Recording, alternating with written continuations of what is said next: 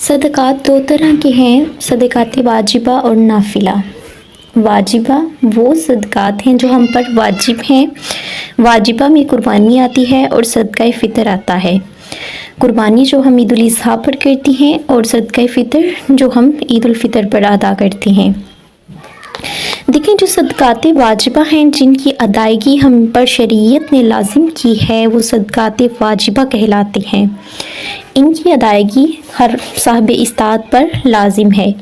واجبہ کے بارے میں ایک بات سمجھ لیجئے کہ جو صدقات واجبہ ہیں وہ آپ اپنے خاندان میں سے کسی کو نہیں ادا کر سکتے، جیسے ماں باپ، نانا نانی، دادا دادی، بہن بھائی، پوتا پوتی، ایسے ہی بانجا بانجی یا پھر کوئی بھی سید حضرات یا کسی بھی مال کے نصاب کو۔ تو آئی تھنک کہ کلیئر ہو گیا کہ صدقات واجبہ کیا ہیں۔ دوسرے وہ صدقات ہیں جہاں یہ سمجھنے کی بات ہے، اس میں زکوٰۃ اور صدقہ فطر جو آ جاتا ہے وہ بھی صرف آپ صاحب جو لوگ اس کے اصل مستحق ہیں ان تک ہی پہنچانی ہوگی۔ ہر کسی کو صدقات واجبہ نہیں ادا کیے جا سکتے، اس طرح سے آپ کے صدقہ نہیں ہوگا۔ آگے صدقات جو نافلہ ہیں وہ ان کی نوعیت اس سے بالکل علیحدہ ہے۔ یہ نفلی صدقات ہیں، یہ آپ جب چاہیں آپ کسی تب ہی ادا کر سکتے ہیں۔ سب سے بڑی بات، اس کو آپ والدین، بہن بھائیوں اور اس کے علاوہ خاندان کے دوسرے افراد پر بھی خرچ کر سکتے ہیں۔ نافلہ جو ہوتی ہیں صدقات وہ اللہ تعالیٰ نے ہم پر چھوڑ دیے ہیں کہ وہ صدقات اللہ تعالیٰ نے ہم نے اللہ تعالیٰ کی راہ میں کرنے ہیں۔ اللہ تعالیٰ کے دیے ہوئے مال میں سے اللہ تعالیٰ کے بندوں کو مال دینا ہے۔ مثال کے طور پر کوئی غریب مسکین آپ سے تقاضا کرتا ہے کہ میں اپنی ضروریات زندگی کو پورا نہیں کر سکتا تو مجھے اللہ کے واسطے کچھ دیں، تو آپ دے دیں، تو اس طرح سے اس کا بدلہ آپ کو اللہ تعالیٰ دے گا۔ کوئی بھی شخص کسی سے بالکل آسانی سے نہیں مانگتا، جو بھی کوئی مجبور ہوتا ہے مجبور ہو کر ہی مانگتا ہے۔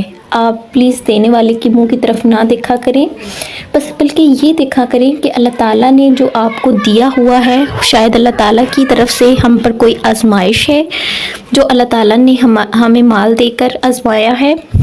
دینا تو ہم نے اللہ تعالیٰ کے دیے ہوئے رزق میں سے ہے، اور پھر اللہ تعالیٰ کا دیکھیں کتنا خوبصورت نظام ہے۔ اللہ کی راہ میں ہم نے وہ صدقہ کرنا ہے اور پھر اللہ تعالیٰ نے کئی گنا وہی مال بڑھا کر ہمیں واپس کرنا ہے۔ جب ہم کسی زمین پر بیج بوتے ہیں، بیج کا تو ایک دانہ بوتے ہیں، اس سے کئی دانے اگتے ہیں۔ یہ کیا ہے؟ یہ اللہ تعالیٰ کا ہم پہ احسان ہے، اللہ تعالیٰ کا نظام کائنات ہے نا۔ ایک بیج بوتے ہیں تو بدلے میں ہمیں کتنے دانے ملتے ہیں؟ گندم کا جب بوتے ہیں، ایک دانہ بوتے ہیں تو دانے کے پیچھے ہمیں کیا ملتا ہے؟ کتنے دانے مل جاتے ہیں؟ اسی طرح اللہ تعالیٰ کی راہ میں جو آپ صدقات کریں گے اس کا آپ کو جو اجر ملنا ہے وہ ہم گن نہیں سکتے، وہ اللہ تعالیٰ کی طرف سے ہم پر ہونا ہے، کیونکہ یہ تو اللہ تعالیٰ کا وعدہ ہے کہ صدقات کرنے سے کبھی بھی مال گھٹتا نہیں بلکہ بڑھتا ہے۔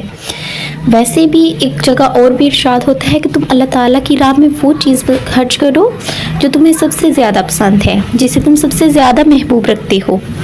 تو یہاں یہ نہیں، صدقات میں یہ چیزیں نہیں آتی کہ کوئی چیز پرانی ہو گئی ہے، آپ کے استعمال کے قابل نہیں تو آپ احسان کر دیں دوسروں پر، یہ آپ لے لیں۔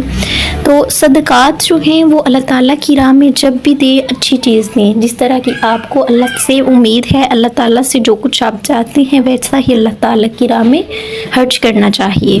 آئی تھنک اس ویڈیو کے بعد آپ کی پوری کنفیوژن کلیئر ہوگی کہ واجبہ اور نافلہ صدقات کیا ہیں اور کن کو ادا کرنے چاہیے۔ یہ میسیج ویورز تک پہنچانا بہت ہی ضروری تھا، کیونکہ ان دنوں بہت کنفیوژن چل رہی ہے کہ کن کو زکوٰۃ دی جائے اور کن کو صدقات دیے جائیں۔